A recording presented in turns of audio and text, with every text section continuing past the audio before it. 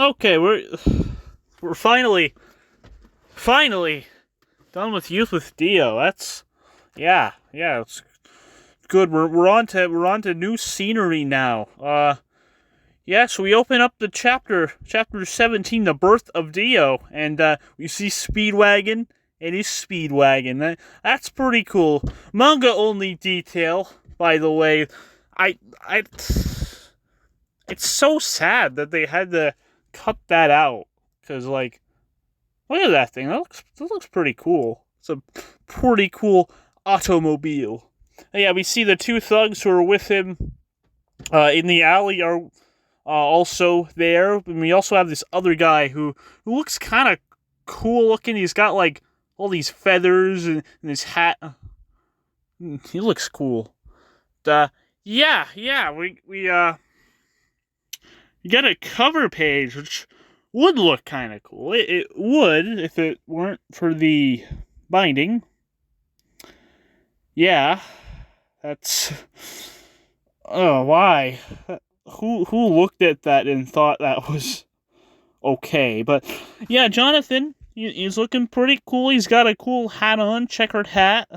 Got like a checkered jacket too, a scarf. Maybe some sort of like dress cape thingy at his waist. He's got cool looking shoes, boots. Got those fingerless gloves. They got that patch on the back that's like exposing the skin. That's pretty cool. That's a pretty cool fit right there. And then Speedwagon's like, okay, you wait here, everyone. And they're like, hey, you sure, boss? You sure your injuries are okay? And he's like, they're but flesh wounds. And then he jumps down and he falls and he gets hurt. They're like, well, what did he tell you? And he's like, oh, shut up, just give me my cane. So yeah, that's a funny little scene. But yeah, Speedwagon is going to the hospital to visit Jonathan. And yeah, he's saying, I wish to give him even the slightest hope to keep on living.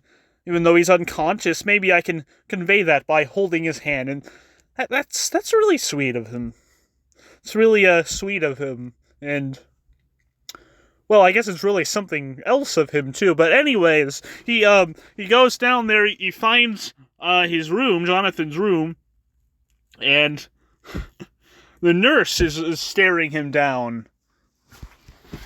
And she's telling him, no visitors for this room. And he's like, what bullshit? I'm here to see him. He's my friend. But she's not relenting. And says that she's doing enough for him as his nurse and asks for him to come back another day. He's like, God damn it.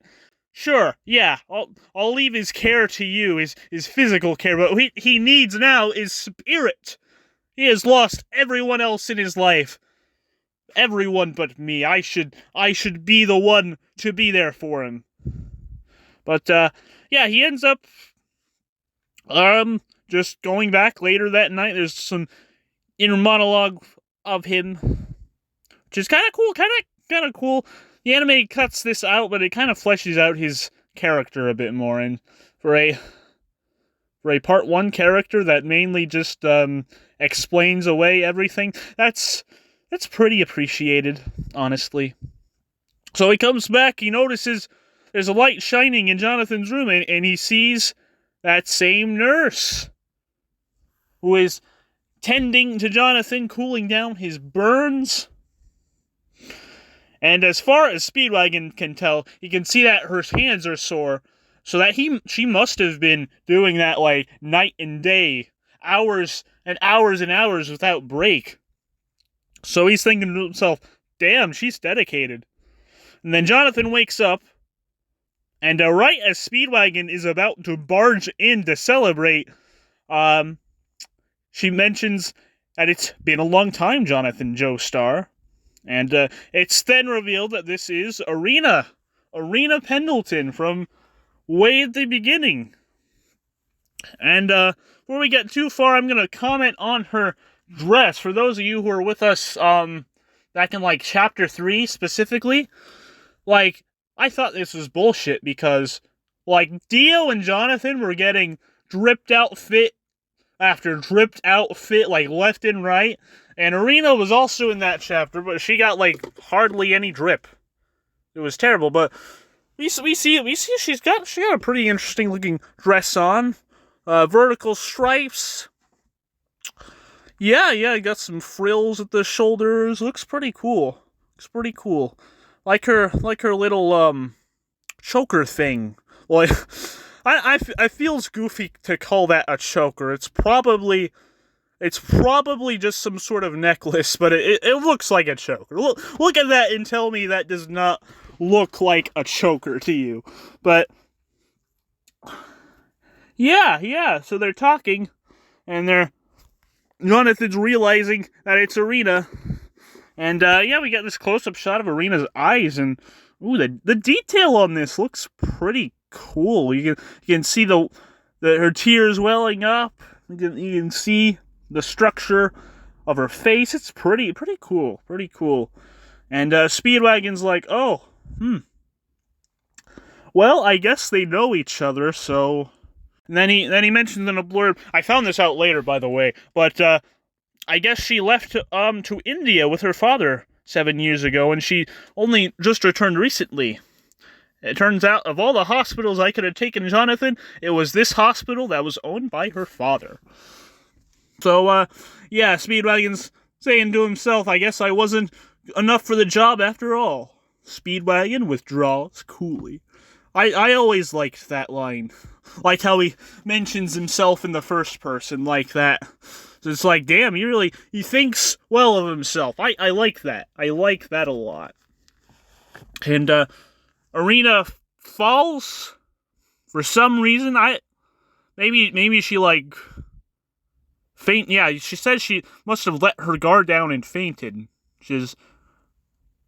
I guess it's reasonable, because, like, she's been doing this for, like, hours and hours, taking care of Jonathan. She probably has not been letting herself eat and drink enough. So it's reasonable that she would be, pretty weak physically.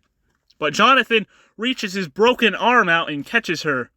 And he says this one line, I'll always be there to catch you. That is so sweet. That you love to see that. That is like the sweetest thing. It's just, yeah. Speedwagon thinks to himself, fate, huh? Well, I guess some people are just fated to meet each other. And, yeah. We cut back to the ruins of the mansion. It's Wang Chung. He's poking around the ruins, and he finds the stone mask. And he's like, oh, wow. That shit that happened here 3 days ago, that was something, wasn't it? Well, man, that was really weird. It's all because of the mask that the boy Dio was wearing. And he's like, well, it holds a terrible secret, but I'm sure it'll fetch a pretty penny. And then he laughs to himself. He goes to reach it, but then Dio reaches his arm out and sucks his blood. And we see this just glorious panel of Dio. And he's just lamenting how Jonathan put him in this state. And like, look at those lips. Those are rock lips. Tell me those are not rock lips. Like, damn. But, yeah, that's the chapter. So, I guess the fact that, the stone mask is evidently in a new spot, because we saw it last chapter. It was right where Dio had left it, right outside that window.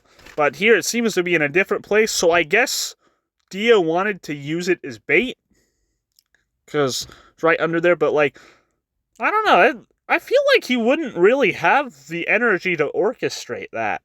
So, like, he's really weak, but would he have had enough strength to, A, get up off of the statue to find the stone mask, and B, hide himself so that he would be directly underneath the stone mask, and that the stone mask would be in sight. I don't know. But like when we go back to when Wang Chung was sifting through all the rubble, it's like the mask was buried. So I don't know. That's weird.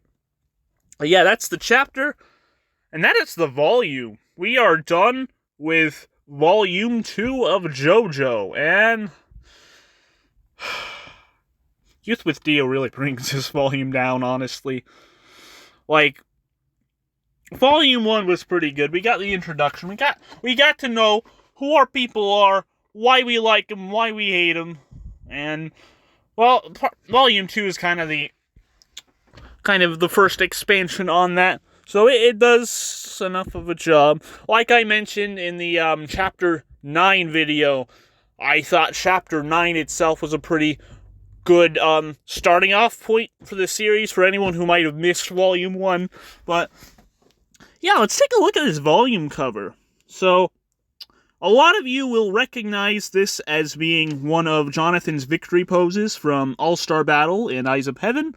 I've always really liked this pose. I thought it was really cool. I'll sometimes copy this one in, like, the mirror just whenever. But, yeah, he's got a cool little outfit on. It's kind of like what he was wearing during the Stone Mask arc when he was going to Ogre Street to find out where the poison cellar was. And yeah, it's very colorful, very, very cool. It's colorful, but it doesn't feel like it's really all that clashy, which is really, really important.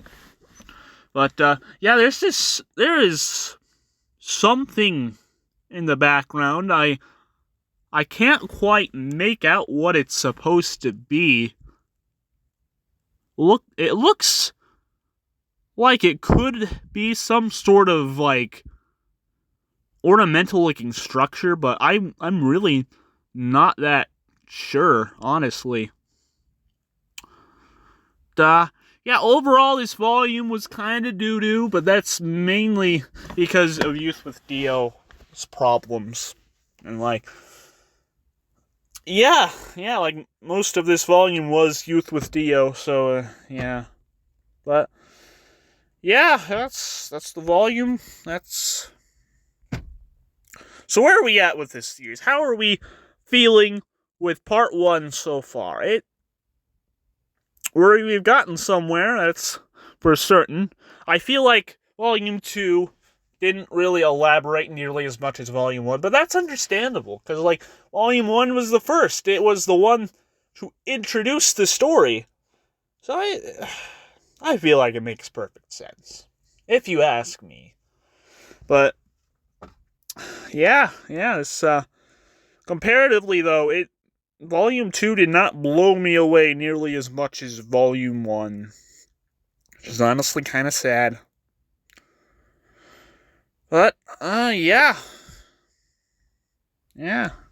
I'm gonna see ya later, I guess.